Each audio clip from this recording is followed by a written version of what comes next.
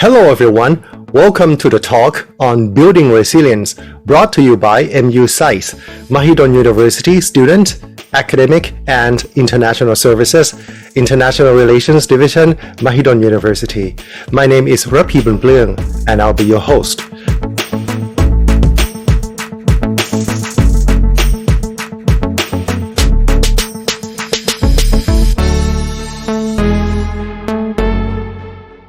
Recently, World Economic Forum website has published the summary of a survey report on the top 10 professional skills of the year 2021, conducted by LinkedIn Learning among more than 5,000 respondents in 27 countries. The result shows that the most important skill to be successful in the new world of work is resilience. That is why we're here to get the insight of how to build resilience. We are very pleased to have Kun Jodaoฒนปกรณ with us today in our program. Thank you very much, Kun Jodao, for joining us. How are you today, Kun Jodao? I'm very good, Ka. Thank you for having me too, Ka. Thank you for joining us once again.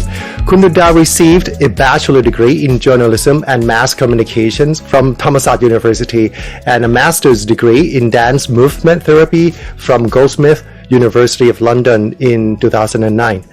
Besides being a dance movement psychotherapist, Kun Jodao is also well known from one of the most popular podcasts in Thailand, Are You Okay? Which I believe that the audience is your fan, Kun Jodao. Please say hi to our audience. Oh, hi. Well, thank you for listening to me again here on this platform with Ajahn Rapi. And yes, so today I'll be sharing some kind of tips and knowledge about resilience that quite relates to what's going on in the world right now. So yeah, hi everyone. Well, first up, let's talk about the term resilience. So what does it mean in plain language, Kun Jodao? Yes, I'll make it very plain because you know what? Everybody has resilience, whether you have it low or high, but you do have it somehow, somewhere. Resilience is an ability to bounce back when you have difficult life events. So you all have been through difficult life events, even though it's small or big. You could go through those because you had resilience. So yeah, whenever you experience failure, experience hardship, or experience any kind of suffering or disappointment, at the time you feel low and you feel okay, disappointment is normal, isn't it? But the ability to bounce back and get back on track, that is called resilience. You're not going to quit beforehand, or you're not going to leave, you're not going to avoid, but you stay there, hang in there and bounce back. Mm-hmm. According to the result of the survey, there is another term being mentioned along resilience. That term is adaptability. What does it mean? Is it the same as resilience? Well, let's say it like this. Resilience is like a big umbrella in which will require a lot of skills, like adaptability is one of those. But adaptability is an ability where you can recognize that something is changing, and then you can come up with a new option. That is called adaptability. It helps you to have more options in life. Mm-hmm. But resilience is something that could help you go forward. So in order for you to go forward, maybe you may need some kind of adaptability along the way.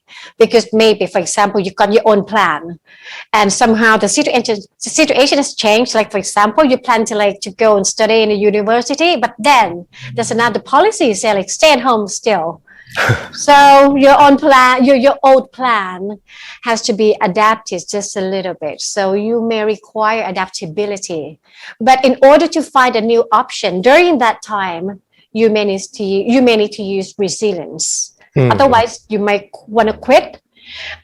Changing the policy again. I'm not going to do it anymore. It's so tiring. Okay, I'm going to quit. That's yeah. You don't want that. So resilience is something that could help you hang in there and move forward.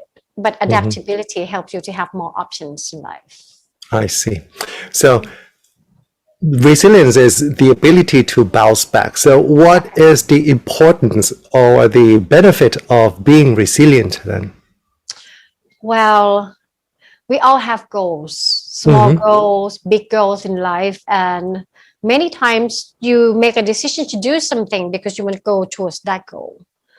Without the resilience, you may not achieve that goal that you've been wanted because somehow this is life. Somehow we experience hardship, we experience unexpectation. Without the resilience, you may want to quit and you may want to change your mind and you may not reach the goal. So resilience help you to have the thing that you've been wanting. But this is life. You cannot expect like smooth way all the time. So yeah, resilience is very important. And it's not that you have that result of your hard work only. It helps you to maintain good emotional well-being as well, because during the hardship or sufferings, you may somehow encounter with difficult feelings. Resilience can like help you to have a strong belief in yourself, not like hurting yourself. Within resilience, there are a lot of gratitude, compassion, acceptance, meaning, and forgiveness towards yourself. By having all those, it will prevent you from like doing some kind of self-harming or self-blaming, and that will prevent you from anxiety, from depression, or some other mental health problems. I see. Well, since resilience is listed as one of the most important professional skills required for 21st century, how about students or general people? Do they really need on working on getting or building this kind of skill or for their personal lives or for their student lives? Would Definitely, it be benefit yes. for them? Yeah, I think it would benefit to all of us because it's been listed as one of the most important skill these days because we've been living in a crisis and we don't know how long it's going to take. The world is changing very rapidly after this. It's going to change all the time. So the world that we know may not be the same. We're going to be so ready to face all the changes, to face all the fear, all the unknown. So it's very important to all of us, especially those who are on a very important pathway, like students. You are here for some reason, and I believe like you know what you really want at the very end. But during the time you experience so many changes, be prepared. Experience those, and you will need resilience to hang in there, to have like strong belief, to be empowered to face your fear and changes. I see. I see. Well, I was wondering personally if I am resilient or not. So is there any like the way to evaluate if one is being resilient or not, or is there a checklist or a survey? Yeah, for those who want, or for you, if you want to know like how resilient you are, I will tell you like to just go to the Google or any searching engine, because there's so many skills, so many surveys, so many assessments available for you for free. You can play with those, and while you're doing it, you can have like a self-check, and that's very healthy. Even me, like I searched it, like I got like eight skills, 8 surveys already. So you can choose the one that you feel like more like enjoyable to do it with, because self-awareness is one thing that could help you like know whether you have resilience or not. Because if you don't have any self-awareness, it's going to be really hard for you to check whether do I have like enough resilience. But through the survey, you can read and you can slowly check it one by one. So I would encourage you to do it yourself, because if I bring one, this survey might fit to one of you, but might not fit to others. I see. You might find it like, oh, this is like not working. So try the first survey is not working, change it. The next one is boring, change it. That's a lot. Go enjoy. It's fun. Well, I'll try that. I'll check that out. Well, Kun Dao, so in general, what would be the characteristics of or behaviors of a person who is resilient? Okay, to this question, I have listed like for 7 bullets for you to like slowly check whether you have these characteristics or not. Sure, I'll jot that down. Yeah. The first one is self-awareness. Self-awareness. It's very important that you are aware of what's going on internally and externally. I see. Yeah, because if you like, you notice what's going on in you, like even though it's quite small or subtle, it could help you to like see things very clearly. You understand your emotion clearly, and you know that now your emotion has been like changing. So you know what's going on in you, and you know what's going on around you. So it helps you to be more accountable for your own actions. I see. So self-awareness, very important. So you kind of know the state of your mind, the way you think, the way you act, right? Is that the self-awareness you're talking about? Yes. Because to tackle all problems, you need thoughts, you need emotions, you need control, you need your body, you need everything that in you to do it. But if you are not aware of it, you don't know your tools. I see. So self-awareness must be the very first one that you're gonna have. I see. When you said self-awareness, somehow it makes me think of the other term, self-critique or self-judgment. Are they the same as self-awareness? They are not the same. I see. And most of the time people like combine 2 of these like all together. Every time that you observe yourself, you know what's going on, and then it'll come very quickly. You judge yourself. Oh, I'm not doing it. Oh, I've done this again. Oh, that's not that good. Oh, make sure that you have like very strong boundary between self-awareness, just being aware, and that's all. You know what's going on, but judging yourself is a form of self-harm in a way. It's not helping. So try to like separate all those things. Just like you observe, like you go out on the street, you observe the cars passing, and that's it. That's an awareness. But if you like car passing, I don't like it. I hate that car that drives so fast. That's judgment. That's the opinion. So yeah, you can start practicing this right now. Being aware of your emotion right now. Let's try. Let's be aware of the way you sit right now. How many times you've been blinking like within this 10 seconds? Where's your body weight? Been shifting forwardly or sit back? Yeah, just being aware, and you can start it now.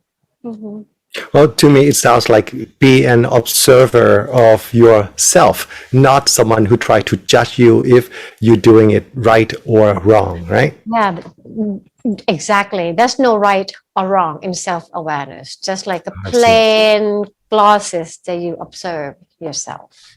I see. Well, we have self-awareness as the first characteristic. How about the second one, Kunut Dao? The second one is being realistic. Being realistic. Yeah, and that link from the previous one, if you have like self-judgment all the time, it will help you to have such a wrong or incorrect view of yourself because you're full of bias. But being realistic is very important, because many times when you have anxiety because you bumped into some disappointment or suffering, you have like negative thoughts saying like, oh, I'm not gonna be able to do this for sure. Oh, this will last forever. Oh, it's too late to like move on. Oh, all those kind of things. It's not realistic. So anytime that you have, or you can hear like yourself like talking to yourself like negatively, ask yourself whether that's realistic or not. Really listen to your self-talk, because it's not realistic. How come you say, I'm not going to be able to do that for sure. How do you know it for sure? It's not happening. It's in the future. So go back to the realistic rhyme by like checking yourself, like is it realistic? Oh, or take a really look back, like how many skills that you have. You've been growing up for so many years. You've been through so many difficulties in life. You've done it before, 1,000 times, I would say. Go back and see the realistic reality in you. I You've see. been through hardship a lot. The last exam is your hardship. So you've been through that.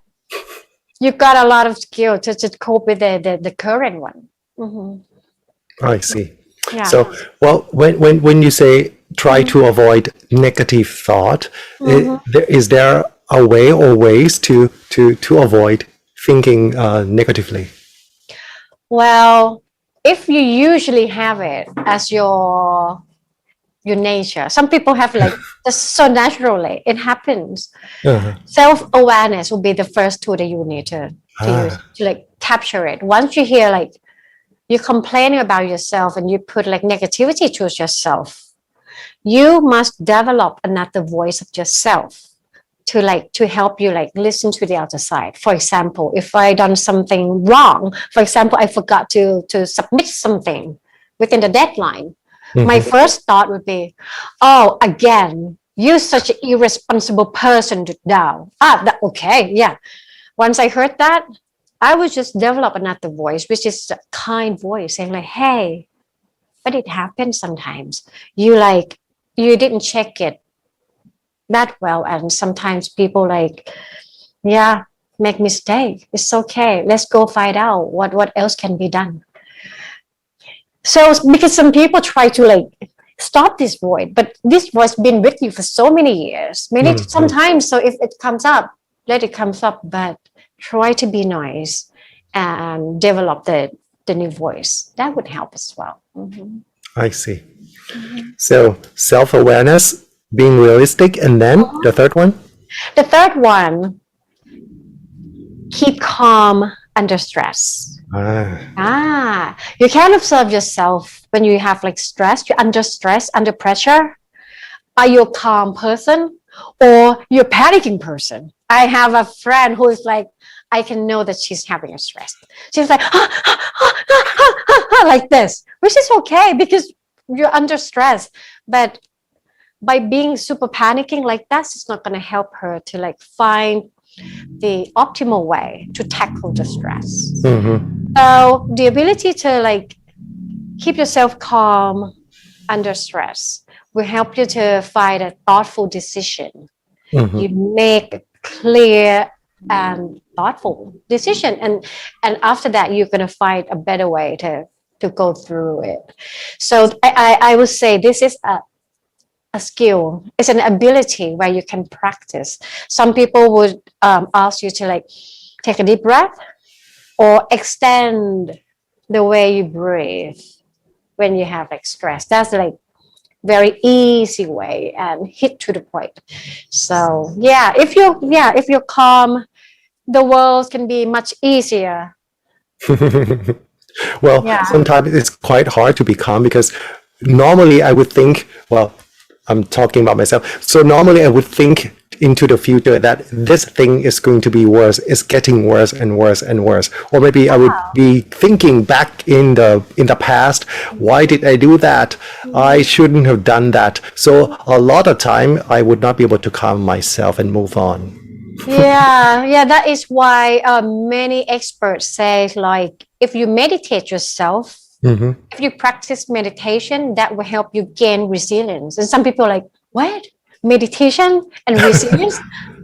How does this lead to resilience? But meditation is a time where we rehearse ourselves to slow down and be in the present. And you will need it when you're under pressure. So if you don't go rehearsal, don't do the rehearsal much enough. When the time you're under stress, when you need it, you cannot really recall that skill. So when you do meditation, you're like practicing and rehearsing yourself to know how to slow down and be in the present, not in the future, not in the past. I see. Well, a lot of people, when they hear the term meditation, they would say, whoa, hold on. I'm not that religious. Is it something that religious meditation? Yeah. Or because nowadays I heard of another term, mindfulness, right? Is that the same kind of thing, practice?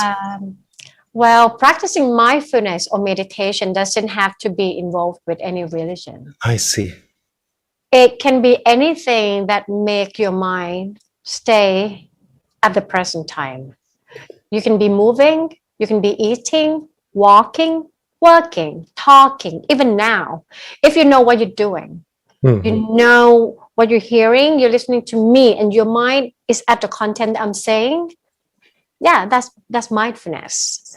And you don't have to try to be mindfulness. If you're trying so hard, you get so far away from it. I see. Because you can be mindful when you are in what you're doing. But if you try to like go to the final result by doing an activity, your mind is right there, but your action is right here. That's not mindful. So you don't have to try, but just stay. Stay. Like you're walking up the stairs and you know you want to go like upstairs. If your mind like already there and your feet still like take one step at a time, that's not mindful. But if you're walking upstairs and you pay attention to each step that you walk, that's mindful. I see. So it's easy than you think. But yeah, you're going to work a lot with your bias and some perspective that think that okay, it's quite religious and that's not my thing. It's easier than that. Yeah.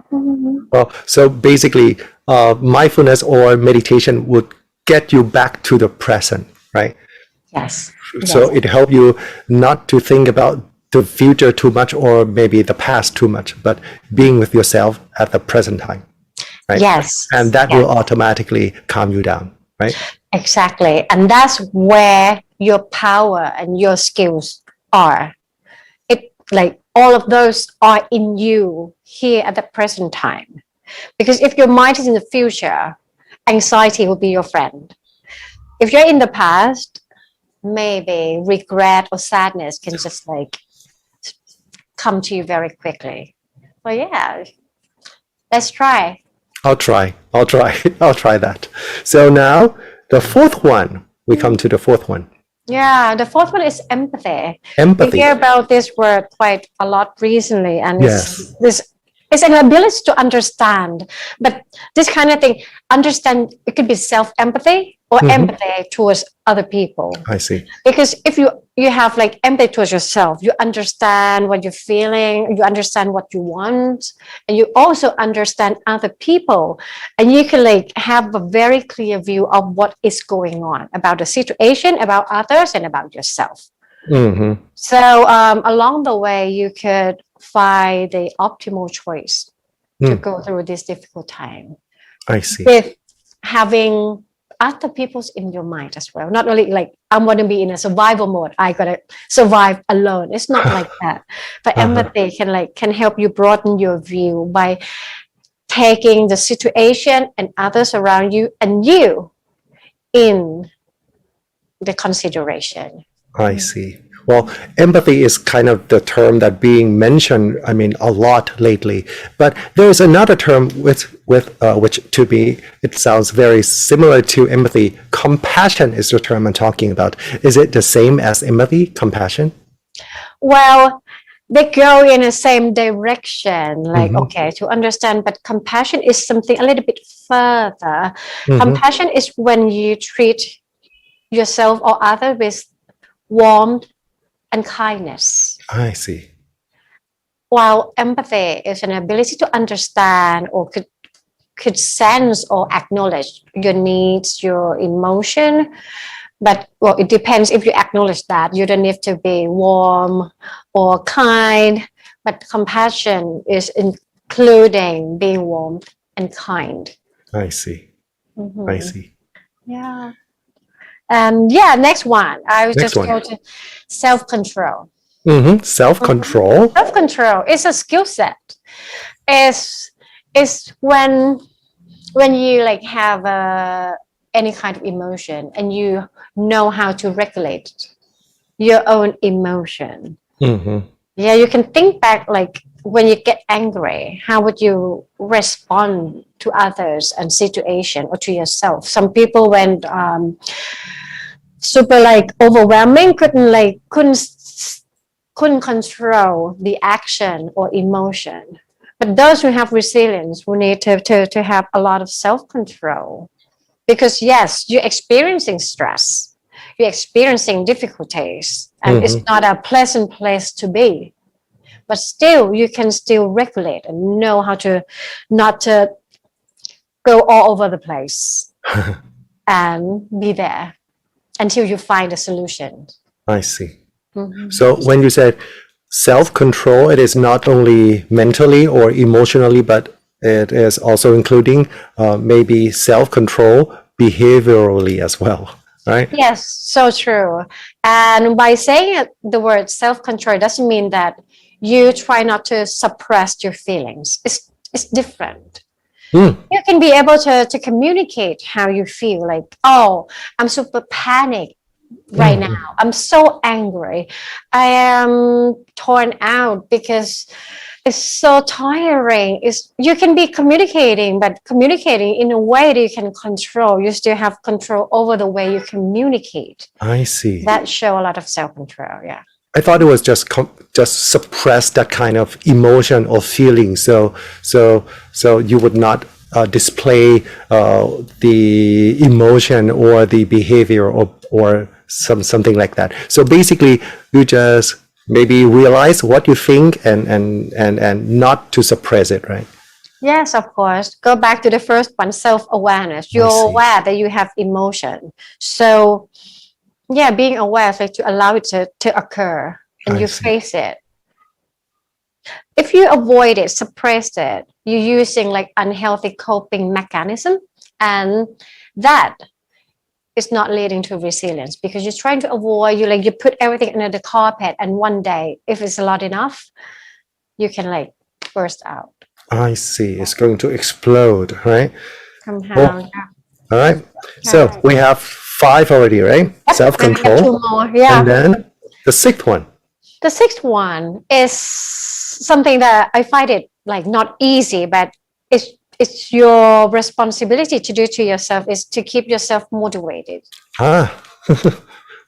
It's like if you are a car, you need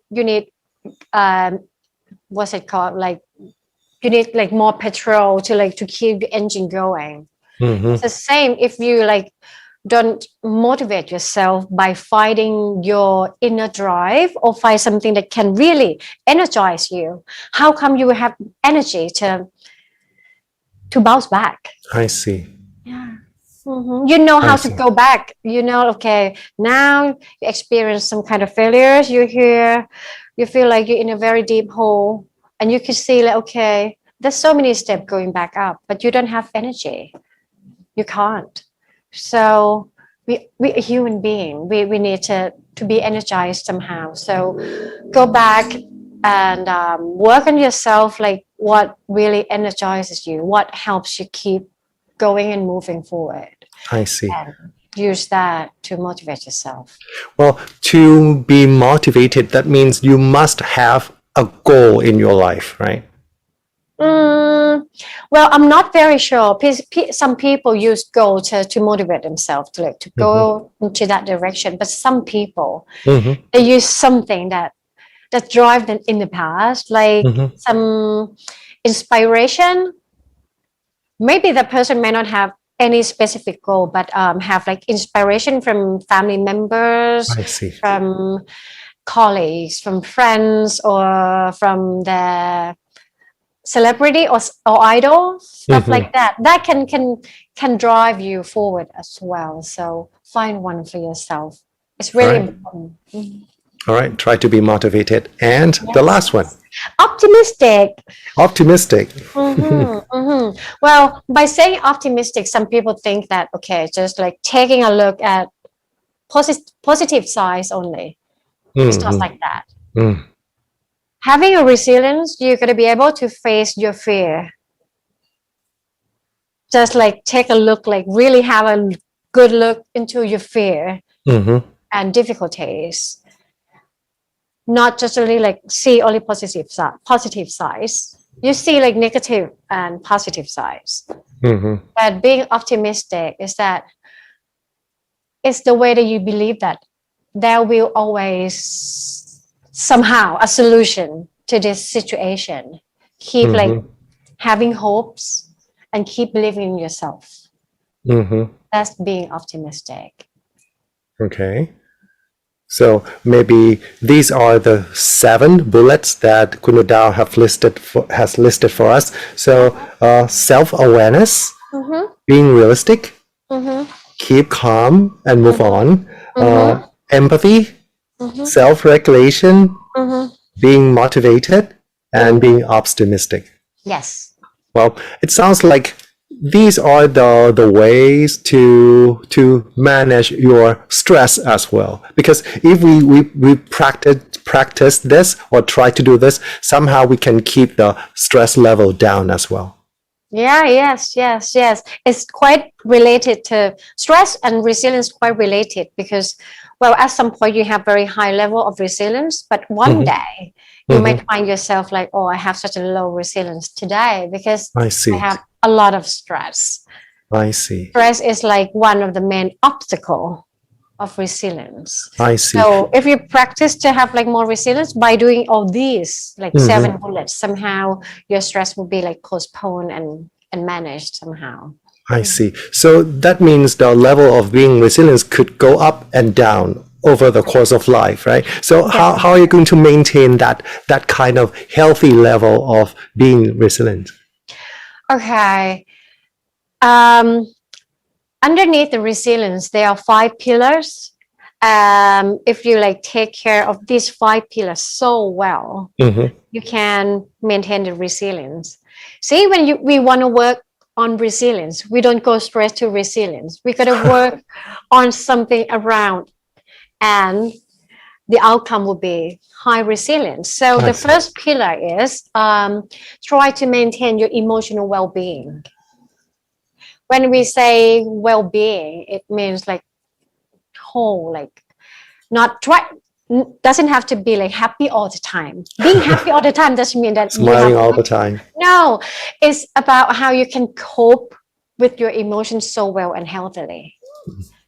So if you find yourself isolate yourself all the time when you get stressed, if you find yourself try not to talk about your emotion and try not to admit that you are angry, maybe your emotional well-being is not that healthy.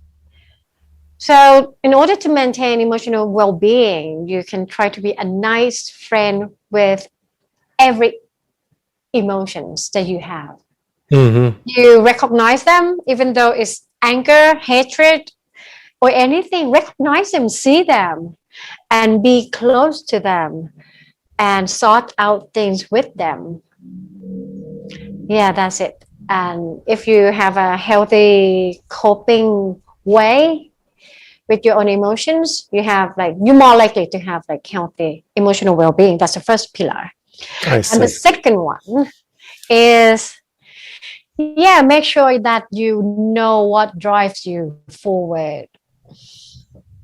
Some people just use fun as a drive. Yeah, it could be a fun. Some people find that having a meaningful life can be like a good drive. Some people can really use like family members as their goal to drive them. So make sure that you know what drives you. Maintain the inner drive. Make sure that you've been driven to live this life healthily.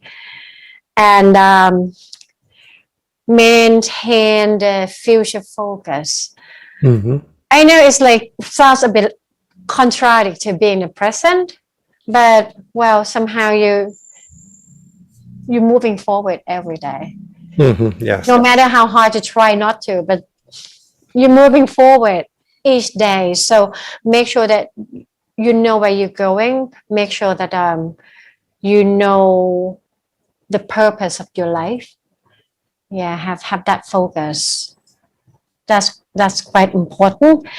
And then it's more practical. Make sure that you have healthy relationship around you.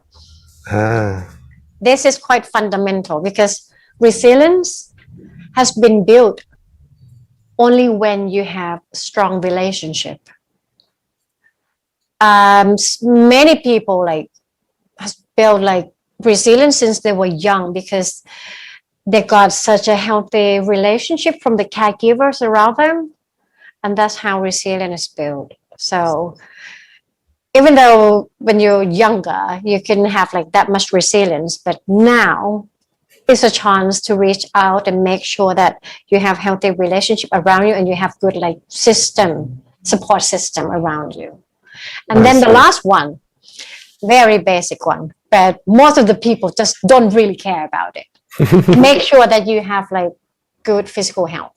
Well, if you're ill, if you have problems with your physical health, it will affect your mental stability somehow. And at that time, your resilience cannot be high.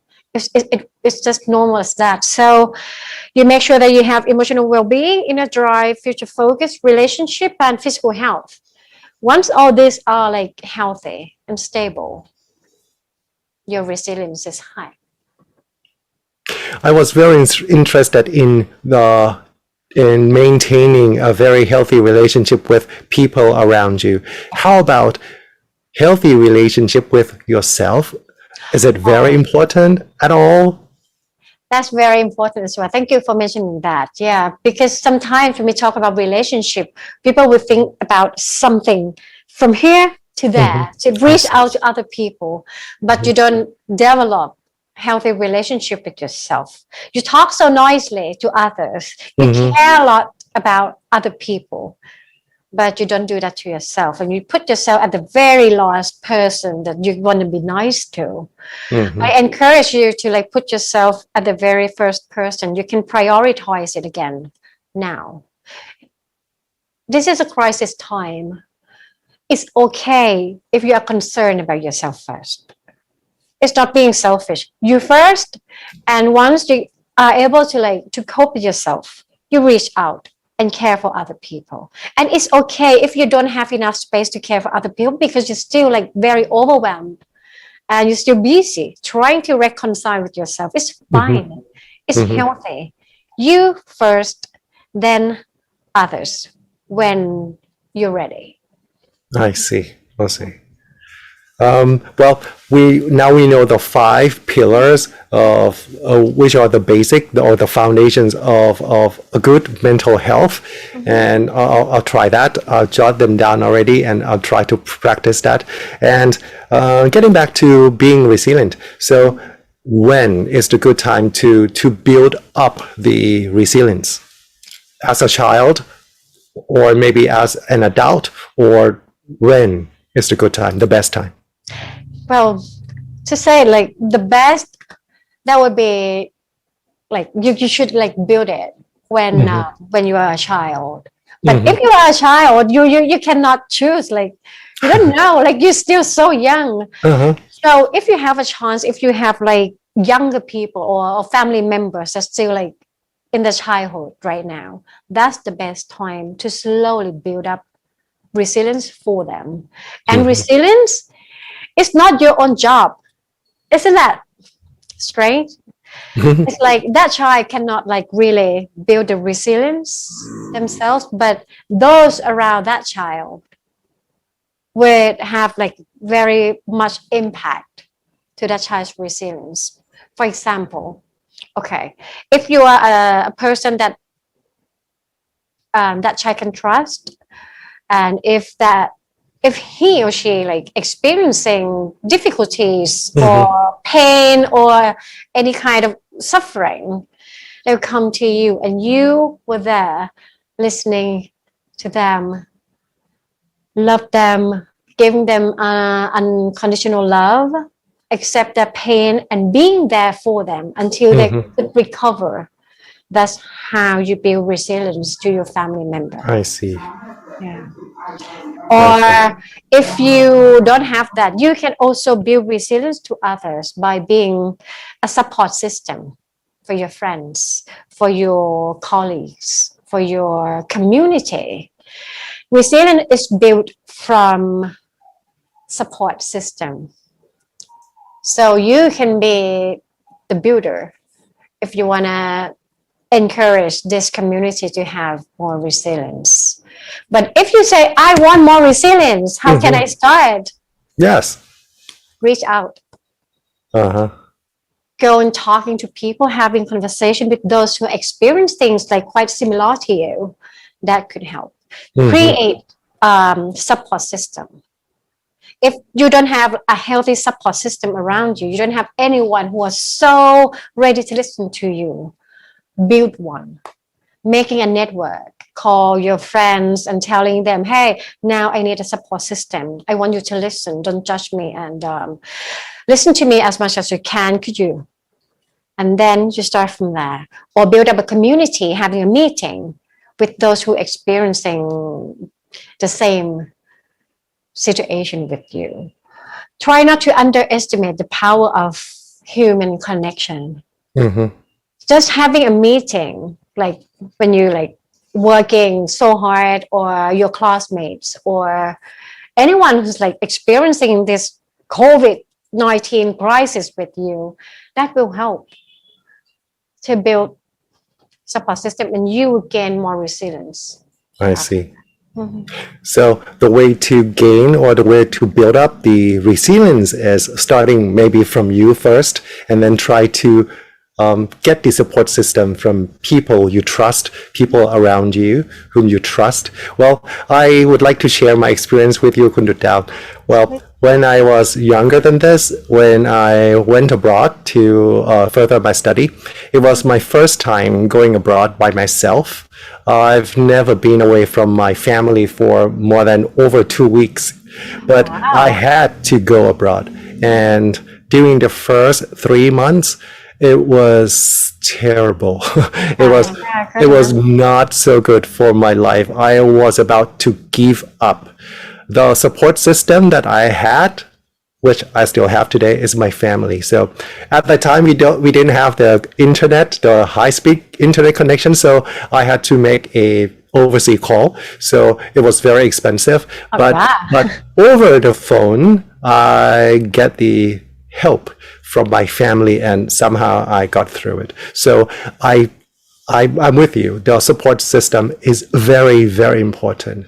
And I agree with you that if it's possible, the resilience could be, could be built up during the childhood, or during when you were young. It's going to be very good for you. And of course, with people in the family, that would be the support system for you. It's going to be very helpful. And if you didn't have that in the past, maybe now is the time to work on your resilience as well.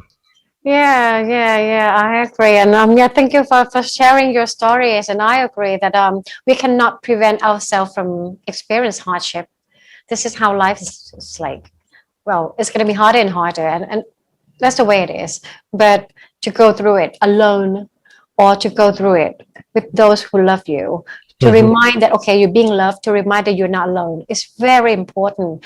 But by doing so, you got to reach out as well, and you got to tell them that you need support.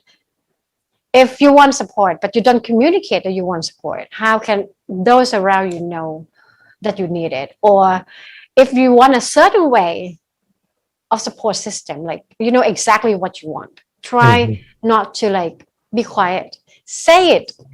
Reach out. Say it. Tell them how you like to be supported, and allow them to try. They might not be an expert, but we're all learning together, and resilience is something that we have to build for one another together. All right, thank you very much, Kun Dao. That's all the time we have. We have discussed, we have talked about how to build up the resilience, and we learned a lot from you. And before the ending of the talk, I would like to ask Kun Dao to please say something to our audience. Anything that maybe I did not ask you, or anything that you would like to communicate with the audience. Oh, thank you. I just mentioned about something quite quickly, but I wanted to say it again that having resilience doesn't mean that you don't feel stress, doesn't mean that you can go through every problems easily. You can be painful, you can be suffering, and you can be like feeling like, oh, there's a lot of things going on anyway. But yeah, it's important that you still like empower yourself to use resilience to keep on moving forward. So it doesn't have that you have to be like so okay all the time. It's okay not to be okay. So yeah, when you're not okay, make sure that you reach out and take care of yourself. You first, and it's okay. Thank you very much, Kun Dao. You've been wonderful. On behalf of everyone at MU SAIS, I would like to thank you once again for your kindness and for your time. And as for our audience, please make sure to follow the International Relations Division fan page, OP Inter, so you would not miss any good programs created and provided by MU SAIS. So take care and stay healthy. Thank you very much. Bye-bye. Have a good night.